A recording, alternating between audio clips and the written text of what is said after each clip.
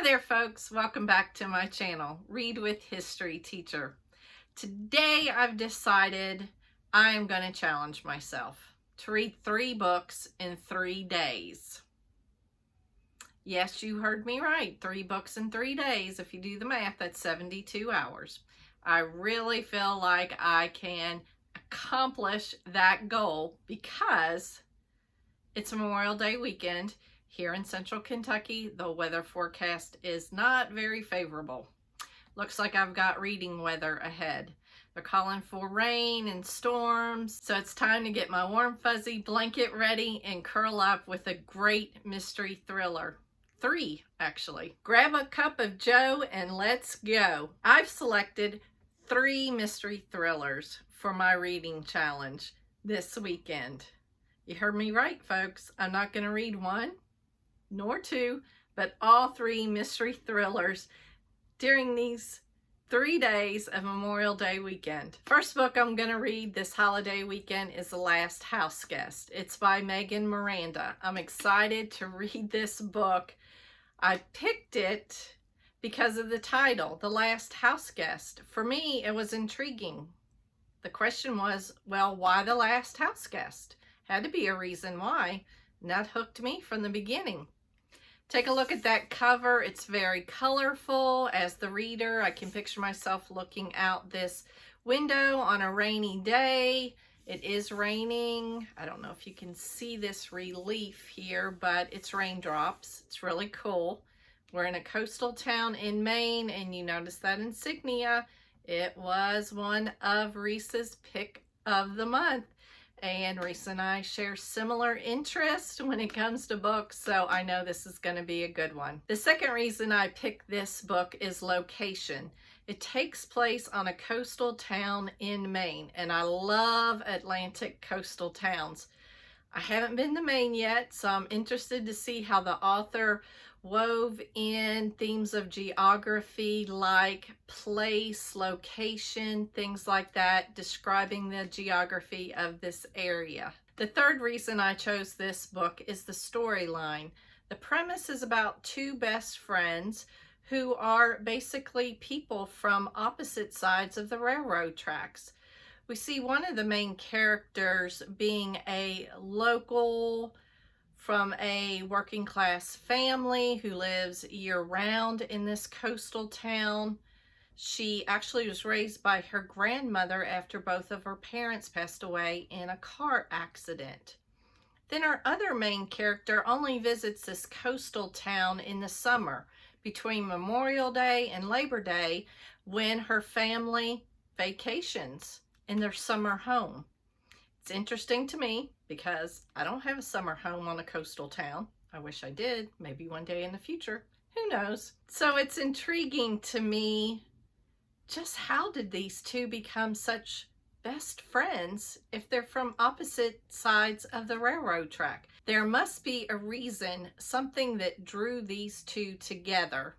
So I'm excited to read this mystery thriller, using all the clues to figure out just who was responsible for Sadie's death. The second book I'm going to read this weekend is The Guest List by Lucy Foley. It was actually my Book of the Month Club pick. The reason I picked it, number 1, is the location. The setting takes place in Ireland, and I'd love to learn more about Ireland. Recently, family members of mine lived in Ireland for 4 months, and I followed them on social media as they traveled throughout the country. I'm excited to see how the author used setting and place to craft and weave this story. The second reason I chose this book, The Guest List, is the storyline. We've got a wedding on a remote island off of the coast of Ireland. The bride and groom selected the location because they're famous in their own right and chose this location to get away from the paparazzi and the media spotlight. Since this is an exclusive guest list, it's almost as if I, the reader, am one of the invisible guests at this wedding. The third and final reason why I selected this book is the storyline. I've already told you it's about a wedding. So we have 5 people that we're going to follow in this storyline. All of them have a motive. All of them were capable, but one of them is responsible for the murder. The first of the 5 that could be the murderer is the bride herself. She's a self-made woman. We're going to follow her viewpoint and find out what experiences were like for her from her vantage point. The second person is actually the +1 guest. Hannah, the +1, is actually the wife of the best friend of the bride. Yes, you heard me right. I wonder how these 2 women get along. One's the wife of the husband who's the best friend of the bride. It's going to be interesting to find out how these 2 get along. The third person on the list of who could have done it is the best man. He's the best friend, childhood best friend of the groom. They lost touch after high school, went on their own way, started their adult lives, and now their paths have crossed again. So what exactly happened in their childhood? The fourth is the couple that actually own and operate the event venue on this private island. They have a history with this island. There's something that drew them back. The reason why they have renovated this island, even though in the beginning it seems like they probably are going to play a minor part, I bet they play a major part. And last, the bridesmaid. The only bridesmaid. She is the youngest sister of the bride. So we've got that age-old drama between 2 siblings. The oldest sister, the youngest sister. So it's going to be interesting to figure out exactly who committed the murder. I'm excited to read this mystery thriller this weekend, The Guest List by Lucy Foley. The third and final mystery thriller that I've challenged myself to read this weekend is The Woman in Cabin 10. I have 3 reasons why I chose this book.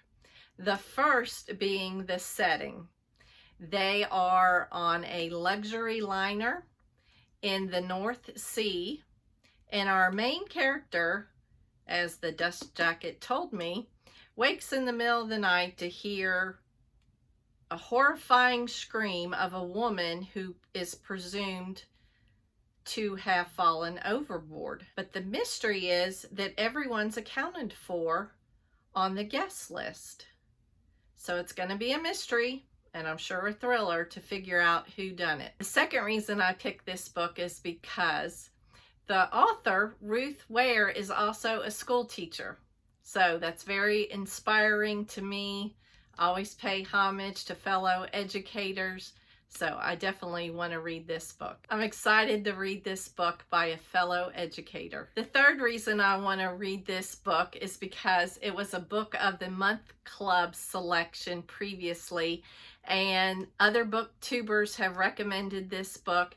So I'm going to take their recommendation, and it's going to be the third and last book that I will read during my 3-day reading marathon over Memorial Day weekend. So folks, there you have it, my 3 reasons to read these 3 books in a 3-day weekend. So folks, I want to know, what are you reading during Memorial Day weekend?